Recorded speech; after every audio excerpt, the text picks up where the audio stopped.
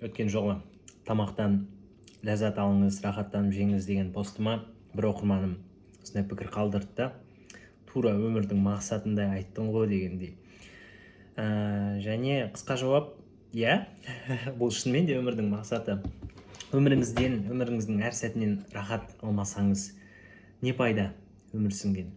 Әйтпесе керісінше сіздің ойыңызбен жүрсек, бәрін апыл-ғұпыл, тамақ маңызды емес, не маңызды? Сонда жұмысыңыз маңызды ма?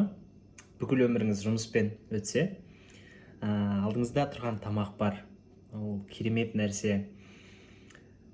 Терезеден қарап, жауып жатқан қарды қарау, ол керемет нәрсе.